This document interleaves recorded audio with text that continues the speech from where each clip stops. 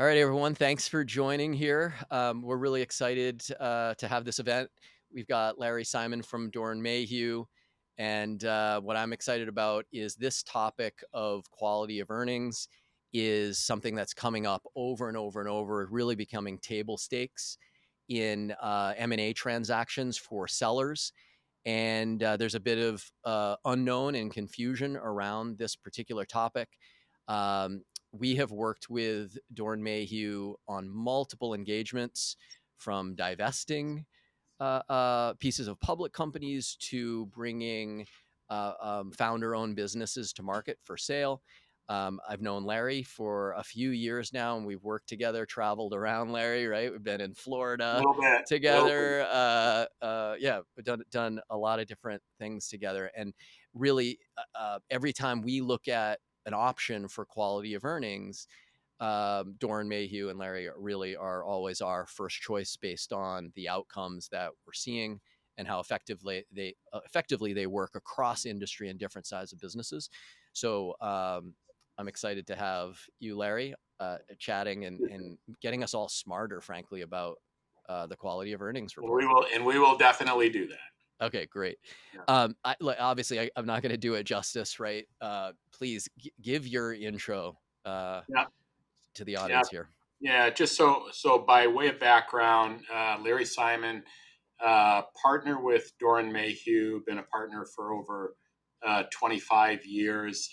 Doren Mayhew is a firm of 650 professionals in multiple offices. We're in Troy, Michigan, is where we're headquartered. Large presence in Houston, Dallas, Miami, and in different regions of the country, and along with here in Michigan, another large office in Grand Rapids.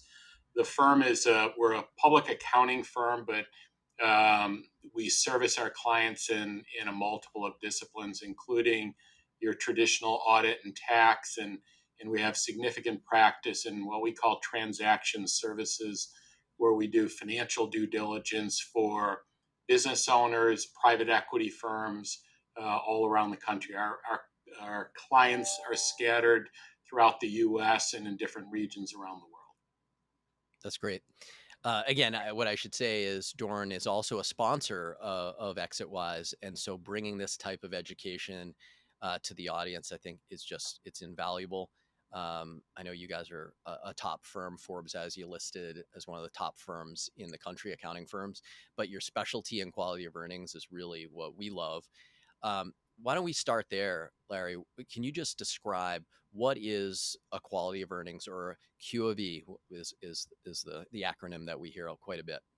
Yeah, so our focus, for the next half hour or so is going to be what we call a QB on sell side transactions. We do both buy side and sell side, and basically what it is a company, either a buyer or a seller is going to retain us to do what's called a quality of earnings. We're going to flush through the P&L. We do a quality of balance sheet, and we make a determination that or an assessment that the earnings that are being represented by the company are correct as stated.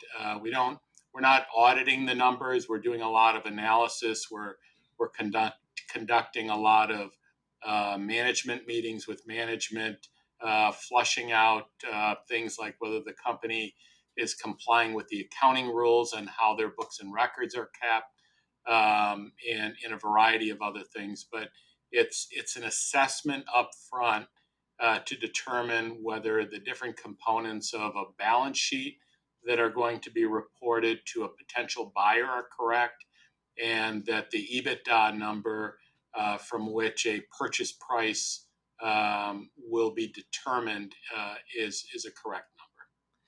Yeah, and the reason it's really, really important for sellers these days is when you're armed with third party data, right? It's your assessment of the company's data. We know that we're speaking from a point of truth. And buyers know when our investment bankers reach out to them and present this kind of financial profile that there is just a lot more confidence in the data that's being presented when they know that that was created by someone like Doren Mayhew. And another way to look at it is it establishes right up front credibility. So Absolutely. when the investment banker is and everything is presented, there's credibility that there is a sell side due diligence report prepared by a third party, which would be in our example our firm. The homework has already been done up front, and keep in mind when sometimes when you look at sell side due diligence, there are a lot of potential sellers out there that says why do I need it, Yeah. and I always equate it to, as an example, when you go to sell your house, before you put your house on the market, you're going to get your house in order. You're gonna do your landscaping, and you're going to maybe fix the bathrooms and kitchen. And in this example, from a financial side, a potential seller is trying to get his house in order. He wants to make sure that before anybody looks at his financial statements, his books, that those books and records are correct. And so we have a chance to vet through, to ask a lot of questions of the seller before we document and put anything down in a report. And after we go through all of that, make sure that that everything's in compliance with accounting rules, and that whatever we help to propose in management adjustments is correct, then we put it in a formal report. But it truly adds credibility to the whole sale process that this homework is done, and it makes the seller look extremely prepared going in. Absolutely. It elevates these engagements to buyers. I think one of the things I like, and maybe have some examples, is that during the quality of earnings research, you might find something that sticks out to you, whether it's churn or customer concentration. And when you identify those things and the buyer's investment banker gets to now understand that in a different light, all of those things that might be red flags at a later date now can be addressed up front, right? Because the worst thing is, like when you said selling your house, that inspector comes in and finds 10 things, and then the buyers all walk away and you burned a lot of time.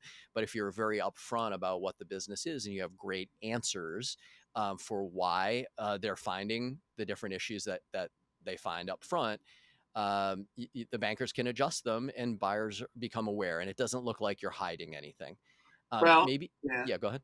No, it just as an added value, if all this is done up front, you're in a better position to negotiate your purchase price and your letter Absolutely. of intent before anything is done, because your EBITDA, we flush through your EBITDA and all the balance sheet stuff. So when you go to market and you start to negotiate your purchase price, again, the homework has already been done up front, and you're in a better position to negotiate rather than be blindsided by a buyer coming in with their due diligence team, coming back with adjustments to purchase price halfway through the deal.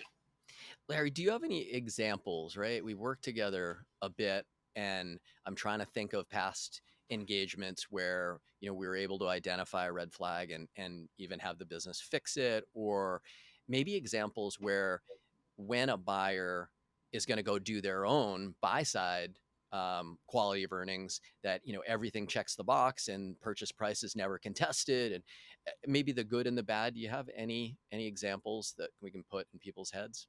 You're saying from a sell side. Yeah, from a sell Yeah, side from a perspective. sell Yeah. side. So, a couple examples, and I'm going to flip it a little bit differently.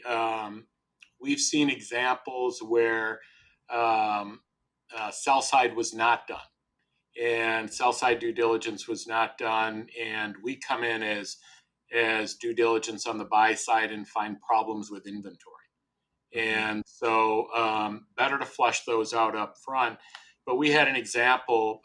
This goes back 3 months ago, where we performed sell side due diligence, and we discovered that our client, the seller, was not recognizing revenue properly in accordance with the accounting rules. Sure. So we went ahead and put on our accounting hats and help them straighten out their books so that when a buyer comes in with their due diligence team, the revenue recognition process is already properly aligned. And the other example where we went in and performed our sell side due diligence, and one of the components is we look at various balance sheet accounts. One of them was inventory, and we identified the fact that there was significant obsolete and slow moving inventory that was still on the balance sheet. So we assisted the client in setting up those reserves so that the accounts were properly stated. And again, what this does later on, it gives the ability and the perception that we're not allowing a buyer and their due diligence team to uncover everything. We want to uncover it. The seller will start to lose credibility if they just turn over everything and start finding all kinds of problems. And what you'll have is a buyer walking away, saying, well, we have inventory problems, we have revenue recognition problems, and the buyer will walk away. So this helps, somewhat protect the deal, and it's just a better approach before you go to market. All right, that's really helpful. Thank you. I'm hearing credibility all the time here, but I think for our business owners, fellow founders of businesses, what are the three things that make them say or convince them that this is worth paying for upfront? And one is certainly credibility. Two is that the purchase price that a buyer puts on the table to you is unlikely or less likely to be contested based on their diligence, right? What else? How else would you think about it? Yeah, I would say the emphasis is on various components of purchase price, Mhm. and even the purchase agreement. One of the things that we always forget about is that the seller has to make certain representations and warranty in the agreement. Well, if the seller hasn't done their homework up front and inventory Ah, is messed up, they're making a representation that inventory is done in accordance with accounting rules. And that's a great and if point. it's not, if that homework isn't done up front, the seller is repping that everything is fine. Then what you have post close, you have an indemnification claim being filed by the buyer saying, "Hey, we came in, books are all messed up. We want some of our money back." Yeah, that's an excellent point. Um, I would just encourage everybody listening that if you have any questions, we're certainly open to hearing them. I see a few coming in already, and maybe we could jump to one of them. Um, Hold on one sec. Brian's gonna Sure. introduce So one. the first one we got was if I'm thinking about a quality of earnings analysis, can I do that internally with my own kind of CFO and finance team, or do I have to go to an accounting firm like Doren Mayhew? Yeah, it's a good question, and I would say that it goes to our comment on credibility and kind of independence by having an outside firm, and use as an example Doren Mayhew. Um, when you contract somebody on the outside, it's not the perception that you're just putting makeup on this thing to make it look good. Mhm. And it's almost like when you have financial statements prepared and the bank asks for a financial statement prepared by an outside accounting firm, it's the same thing. They want that stamp of approval and credibility by an outside firm, albeit we're working for the seller, but we have professional rules that we have to abide by, and then we put our stamp of approval via our due diligence report. And so it's the perception from the outside that you just didn't do your own due diligence. You could do your own work inside, but there should be that stamp of approval by somebody else on the outside via sell side due diligence. Yeah, I think just to add to that, that level of credibility that an outside firm brings to the buyers when they're looking at multiple opportunities to potentially invest in or acquire, the ones that sit on the top of that stack are the ones that have the most credibility and have that sell side due diligence by a third party. So yeah, you may want to do this yourself to uncover some of the red flags that you can work on your business. But yeah, the third party Well, credibility and, is and, and we incredibly go important. back and we go back, Todd, to Yep. um, preparing your house for sale. It's the same thing as listing it by owner. And doing your own work and then listing it by owner. It's not the same thing. Absolutely. Yeah. I think we got another question Yeah, coming in what here. question should I ask when I'm interviewing an accounting firm to do a Q of A? Larry, did you hear that? It was what questions should I be asking an accounting firm? What interview questions should I be asking to make sure I'm picking the right firm? Yeah, that's a good question. And typically, what you want to make sure is that they have experience doing due diligence, and in this case, particularly sell side due diligence. The firm may disclose, without mentioning names, some recent transactions that they perform sell side due diligence. Mm-hmm. You're going to want to make sure that they have the resources internally because um, time kills a deal. Mm-hmm. And if you can't get your work done up front with your outside due diligence firm because they don't have the resources, you're not going to get to the table to take this to market. So you want to make sure you understand what their timeline is. Do they have the resources? Have they done deals before? And then don't be afraid to ask them. Give me an example of what your deliverables look like. They should have example reports that they have done in the past that they should be able to give you and commit. And then as you get comfortable after those questions, you want all this outlined in an engagement letter. What their timeline, what their deliverables are, what the report's going to look like. That's going to be important to put in writing. Thanks, Larry. I mean, it speaks to our entire business model, which is we're bringing industry specific talent at every piece of that M&A transaction, from your M&A attorney to your investment banker to quality of earnings. And not every accounting firm has the expertise that a Doren Mayhew has, right? And so being able to dig in and ask the right questions, that's hard for founders to know. So hopefully people took some notes on those types of questions. What I love is getting to work with you and Joe very specifically, knowing that you guys have the bandwidth for companies that sign up with Exitwise to know that they're going to get kind of first class talent on a really expedited timeline. So Mm-hmm. yeah, I think that was asked. Let's go to one more question here. What does it cost to run a Q of E? Yeah, the cost of quality of earnings. Yeah, Obviously yeah, industry and size of company. Maybe we have to touch yeah. on those. What we typically like to do before we come up with cost is to get an idea what the financial statements look like, what the conditions of the books are, and so forth. We've seen it's a wide range. They could be as low as $45,000, as high as $150,000. So it really depends on the company. I would say that we see a lot of sell side deals falling somewhere around the $50,000-$60,000 mark. Again, depending on complexity, size of company, and so forth. Let me ask you on that, because I think we've been pretty efficient on these, and certainly kind of on the lower end of the scale. Our typical business is selling 45-50 million dollars. Um, but there's a component of this quality of earnings report, that report at the end.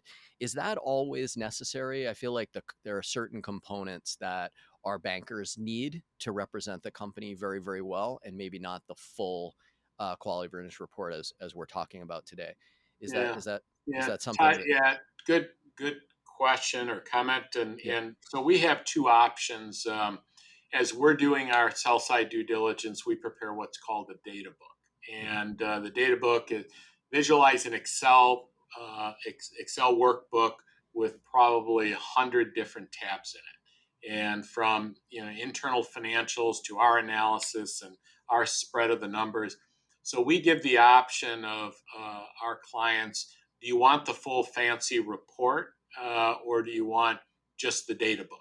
And typically on a sell side, we see the full data book because then they can hand that data book to the prospective buyer. They can hand the report to the prospective buyer, and even with the report, we would also provide the data book. Yeah, it's good to know that those are some options. I know when we get our clients, we're very much trying to understand the cost of every phase and really, so they know exactly what they're getting into and making that decision of what piece of the puzzles they really need ahead of time makes some sense. I think we have another question. What's the time commitment that you need from a founder, the founder's team, the CFO to pull off an analysis like this? Yeah, Did you yeah, I go ahead, heard Larry? that. Okay. Quite a bit.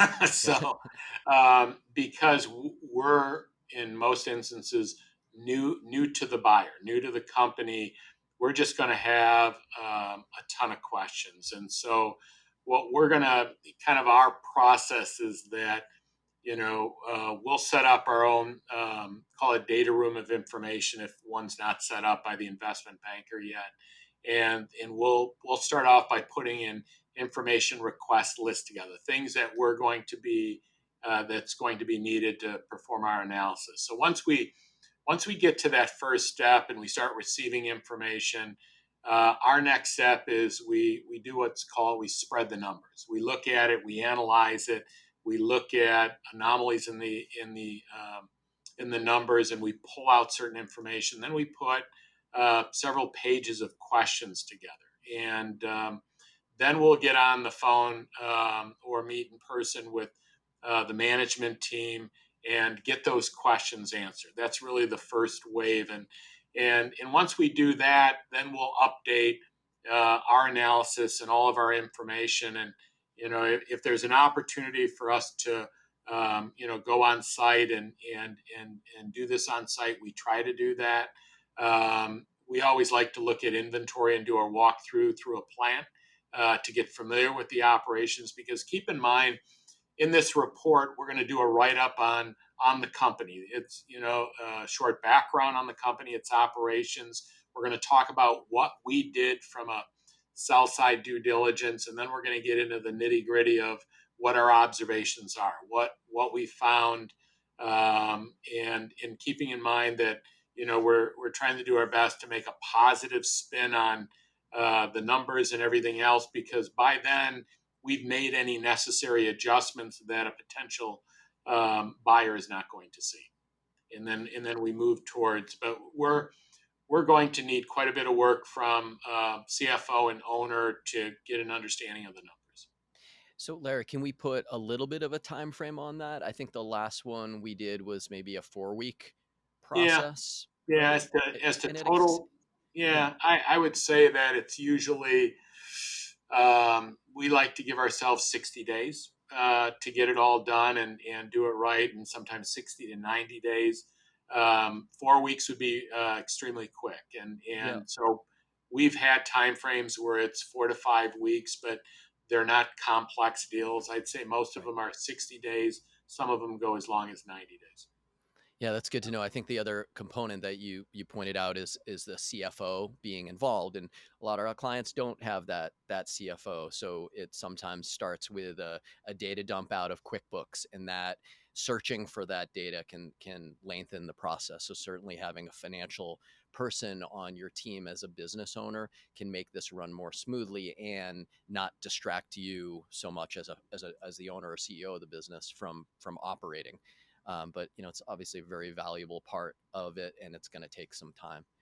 And Um, and just on that note, keep in mind that if a company doesn't have a CFO and they have a controller, yep, the benefit of having somebody like us come in and help them with sell side due diligence as they then proceed through the transaction, we're there to help them answer questions. So they're going to have questions from the potential buyers due diligence team, from their tax people, and so we could be another source for them to help answer the questions a little bit more maybe in depth than the controller might be able to do. Larry, I saw this question come in even before we started, which was, if I get it right, if I have an inbound interest, meaning a company has called me and said they want to buy me, and I want to execute on a transaction like that, do I need a sell side quality of earnings? And yeah, just be interested in your take on that, because we see a lot of that, helping a You're, lot of founders that are in that situation. you're saying when there's a deal that you know who the buyer is? Yeah, a buyer has we call it inbound interest, right? The buyer Yeah, has yeah, contacted one of our clients and says, "Hey, we're really interested in buying you." Our client says, "What do I do next?" yeah. This question was, "Do I need a quality of earnings in that situation?" Yeah, and my response would be yes, but you may be able to limit the scope of Hmm. what's done. In Right. other words, if you know the buyer and you're moving down that path with the buyer, you may skip the full fancy report. Yes. Because the report, keep in mind, could be as long as 80 pages, and we just do the data book, which means we're flushing through the numbers. We're bridging for the potential buyers due diligence team to shorten their length of time that they have to do their due diligence by doing some of the work up front. Yeah, that's great. You can kind of accelerate the process by doing it, and you get the data book side of it, which is really the component that a Exactly. current buyer would need. Do we have any other Yeah. questions? We have one last one. One last question. If if the buyer is going to do Q of E, then why do I, as the seller, need to do Q of E, and how do those two reports work together? Did you hear So that? even if the buyer is going to do QV, it's extremely important that that's for the buyer, that accounting firm that represents the buyer is doing it solely for the benefit of the buyer. They're not looking for things that are going to benefit the seller. They're looking for their client, the buyer. When we come in and do due diligence, we're trying to get things in order before they come in. Again, bring in that credibility so that when the buyer comes in and does their due diligence, they're going to find a clean set of books. Numbers have already been validated and so forth. So it's extremely important that um, we do our own homework up front before we hand over the keys to the company and before we even negotiate a purchase price to make sure that as they dive through, they're not going to come up with significant adjustments to purchase price. Yeah, I think that's a great way to kind of even tie this up, Larry, because this is negotiation, right? And by doing your own quality of earnings up front, you are giving yourself really negotiating power. And when a seller, or I'm sorry, when a buyer goes to do that in due diligence, they're looking for negotiating power. And if you're holding it, then your purchase price is less likely to get adjusted. But if you don't do this and they do it on their end, right? They've got a lot of ammunition to renegotiate a deal, and as a last thing, our sellers, our clients really want. Yeah, So, and just one additional to keep in mind, please, you're also helping by doing sell side due diligence to accelerate the overall timeline of the deal. I mean, deals can take yes, 5 6 months. If a lot of the work is done up front and you're trying to shorten the work done by buyer's due diligence, you can shorten the time frame and get the deal done. And again, keep in mind, time can be a killer in a deal, and you lose the deal. So the quicker we get it done and signed and closed, the better. Larry, that's a great point. I don't think we emphasize that enough, because it really can take time out of getting a deal done. And like you said, right, time kills deals. Yeah, Larry, I want to be really respectful of your time, and I really appreciate you doing this. We're going to try to continue this for the audience, of educating them on these components of M&A transactions. We love having you as a resource and pulling you in. So thank you for making us all smarter today. welcome, Yeah. welcome. Perfect. All right. Again, Doren Mayhew is a sponsor of Exitwise, and we work with Doren Mayhew on multiple transactions, and we will see you next time. Thank you. Thank you.